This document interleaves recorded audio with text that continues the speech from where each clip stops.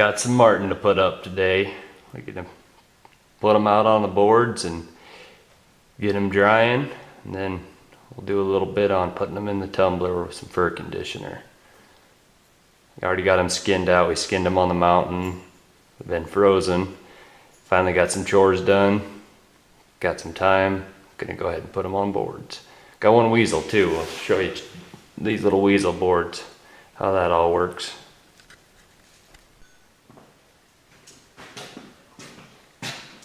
When we're skinning these, we're using mostly just our hands. Just some opening cuts and a whole lot of pulling, just like a fox. And I've had a lot of people say marten aren't fat, they're pretty lean and clean like a fox. But you can see right underneath that armpit, we got quite a bit of fat there. So get that taken care of.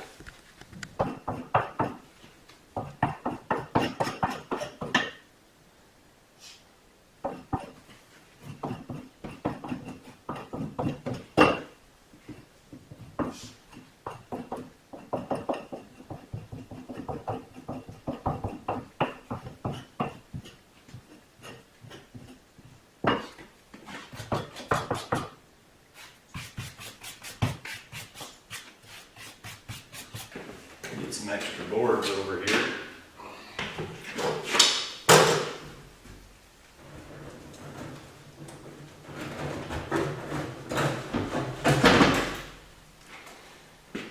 Buying that wire in a big roll like this is one of the best ways to do that.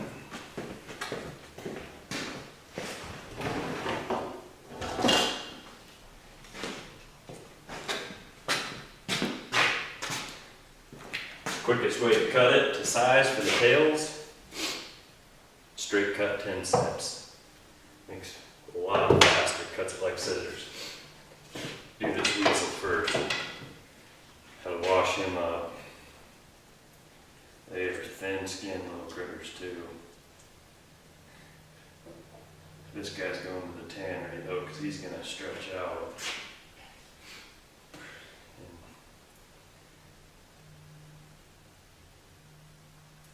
He's going to be up there. He'll be double XL. Long-tailed weasel. Split out all the way to the end. These little guys sure do stink. Smell like the crazy cat lady's house, huh, Sage?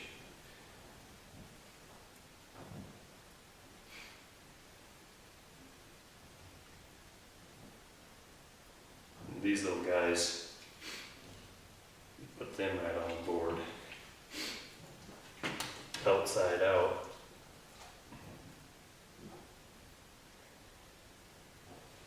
Their little legs are tricky to get out. They're tricky to skin too.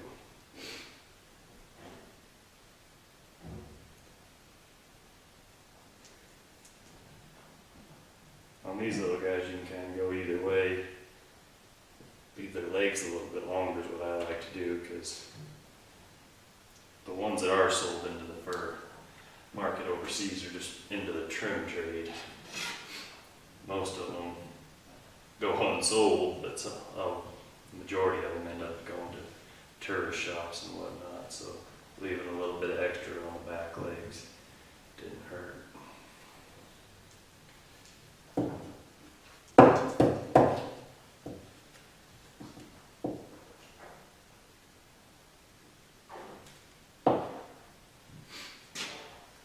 Yeah, you took up every bit of the large weasel board.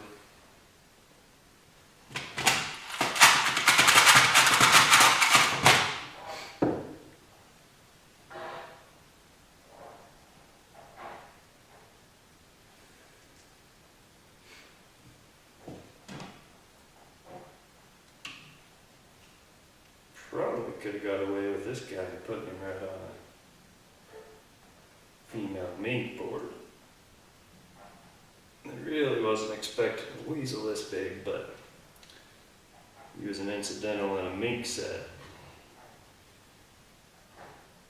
Kept that big old buck mink out of here, but for a weasel this size, I'll take it.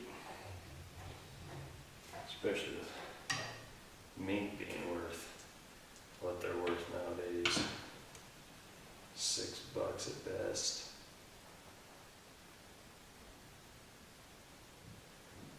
Now these guys you don't even need to use no belly wedge or nothing.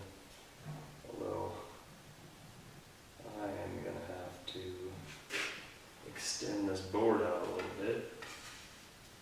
Just go like this.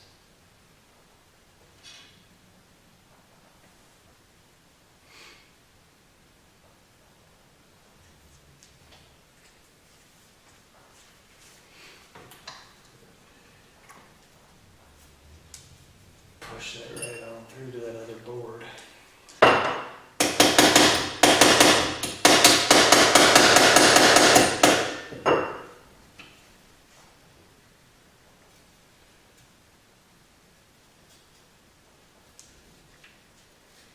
For now.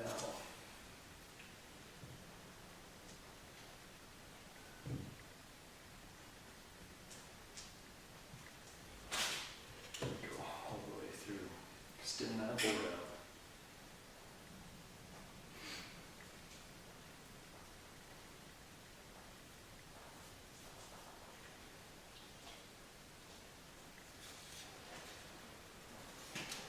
Alright. Weasel down.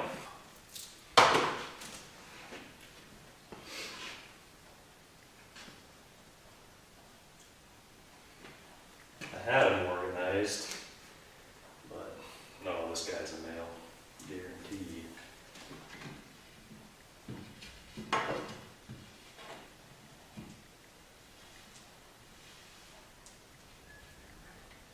Get his leg out before he goes on the board. There we go.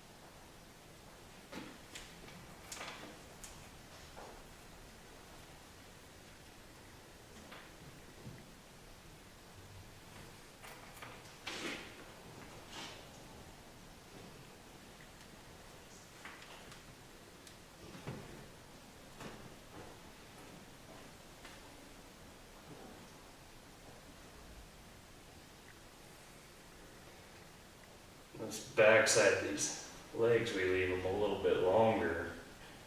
Go ahead and get them in and get them opened up. But the burr will roll over and stick to that pelt side and cause you a green spot. Definitely don't want it to smell. And then this is the important part here. Just like on a coon, try your best to, you don't want to overstretch, and this is where you really want stuff to line up and match neat. Right where they measure, they kind of tweak that.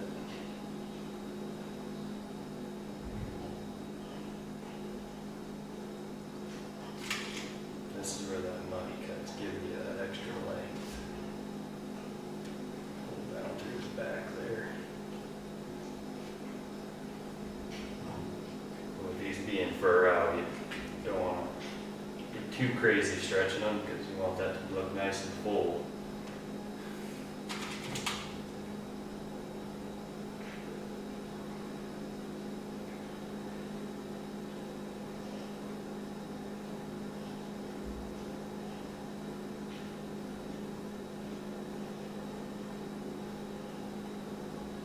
Uh-oh.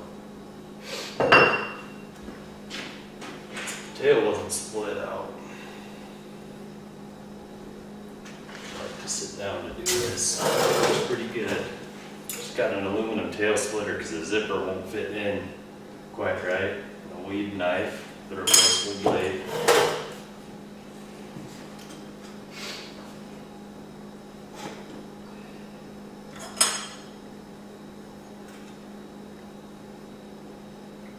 And this is designed for fox and coyote, so it ain't gonna fit up your Marten tail. It'll only, just the tip will. And these knives are so sharp, they'll dig right into that aluminum, so you just hold it at the right angle so it's not digging. It's just cutting, and as you're cutting along there, just keep pushing it in, and it'll just keep that point right in that tail and give you a perfect cut right down to the end. I just assume use this over a tail zipper. I got that tail zipper sitting right over there. It's still sharp as ever. I did a couple coon with it this year. I think that's all the use it's got.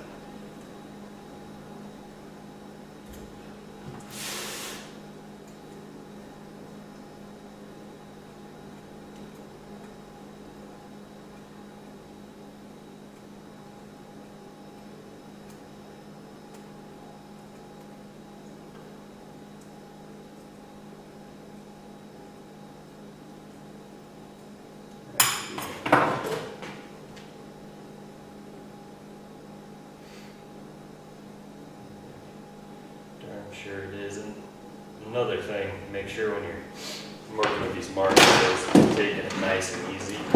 Because if you have a mouse chew and you're pulling too hard or pushing too hard, that tail right off.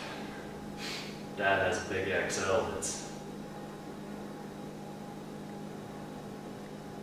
just that way.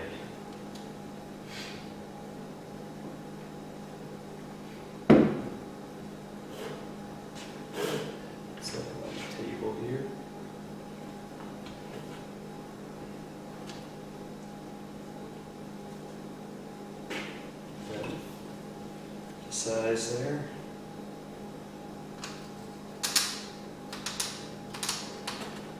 See people put tons, watch a YouTube video and there's people putting hundreds of pins down the, or not hundreds, dozens of pins down the tail of a mink. You really don't need to do that. You're just putting holes in there that are going to cause problems down in the tail.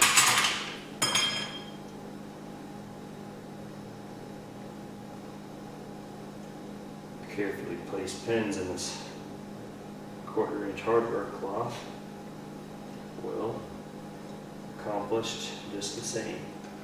Bend it up a little bit. That'll allow you to get in here and open it up as you go. And you can just keep splitting her down. Make sure she's open. You don't want that fur wrapping around and getting in there.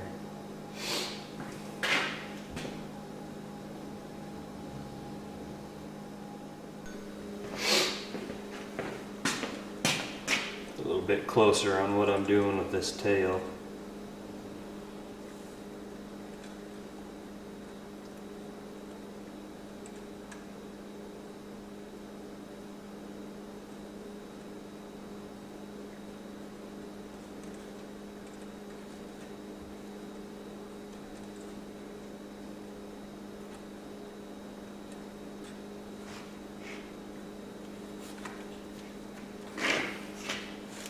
And just keep bending that back up.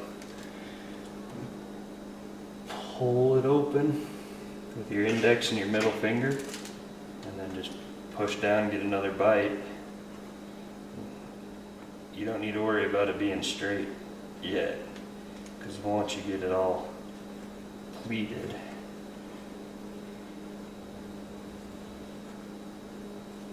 you can push down and just drag it right back into center.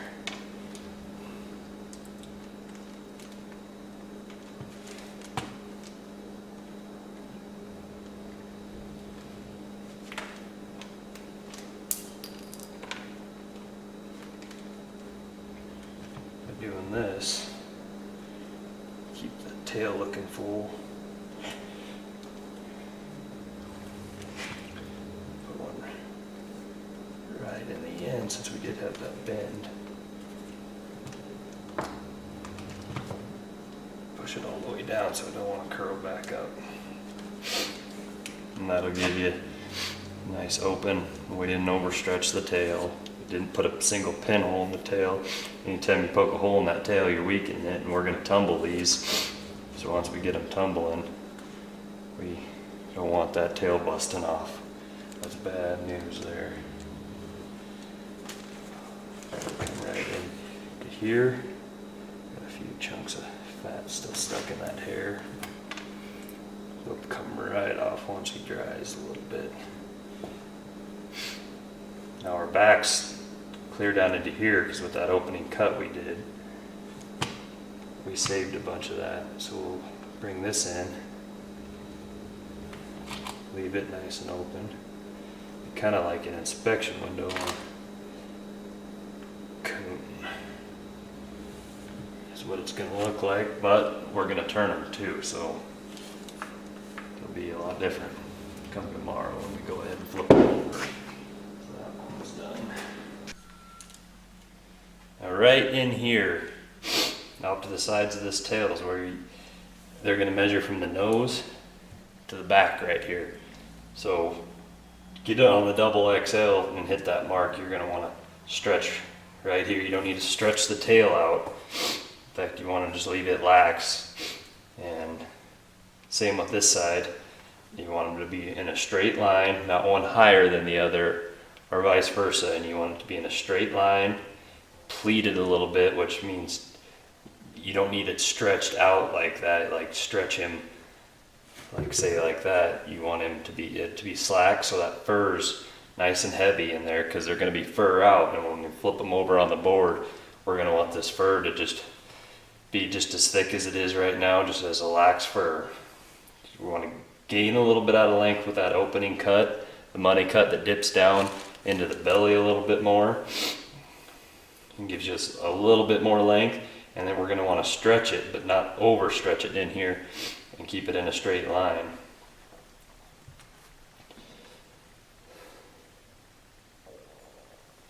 And just pull with your fingers. The first one, that one was a little bit longer there, so I let a little bit of slack in. And it's kind of hard to overstretch these little guys because they have fairly thin skin. If you're getting too angry with it, it's just gonna tear on you, and you're gonna have a hell of a time getting it stapled in.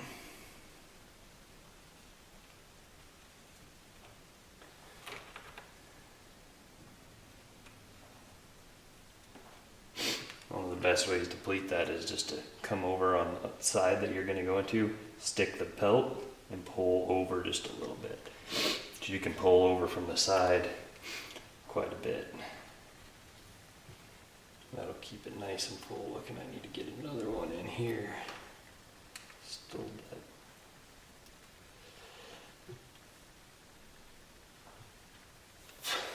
And then those pins are fairly straight across there, and that's what you want. So I'll open this tail up a little bit.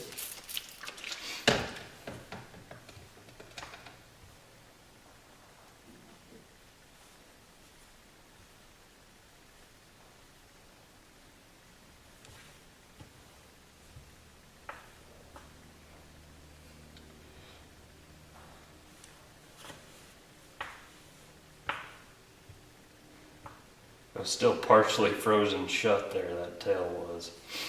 You can see just one little squirt of water got us all the way open. And we just come right in.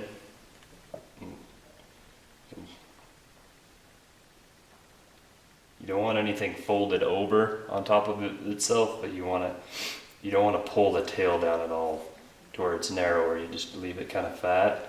And on the bottom you have little ripples. Tail will be stronger when it's in the fur tumbler, and it'll be nice and full and pretty, presentable. We already got our length, so we don't need to stretch that tail. Having these aluminum push pins really helps a lot too. Those plastic ones are hell on your fingers because you got to push them all the way through this basswood board to get it to hold that mesh down to where you're actually getting a stretch, or not a stretch, but holding it open, letting that airflow get to it so we don't get any rot going on. We want the smell of raw fur. We like the smell of raw fur, not rotted fur. But that's that bigger, this is that bigger male that I caught. Probably the biggest one. Well, these two will be close, but this will push into the double XL mark. And that's how that belly looks. It's like a window on a coon with those legs folded over, because we go all the way down to their knuckles when we're on the back legs, and you can do whatever with your front, and you're not leaving any on the jaw, just like a fox or a coyote. You don't need to leave that. That's no value to that. But that's how that belly should look, is those legs pulled in and drying. Most of this is just fur, but they got it pretty good, and then it's exactly how you want it, just like that. Get them over with the other ones. And grab another large nail board.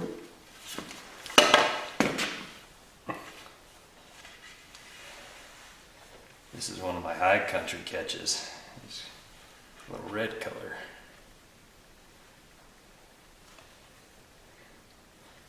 Turns out down here in the mountain states compared to Canada, not only our black bears have more color, but our marten have a little bit more color to them too. Funny how that works.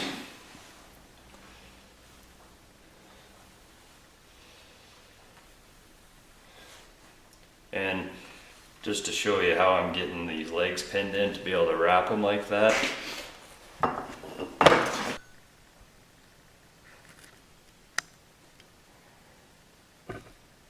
Finished product.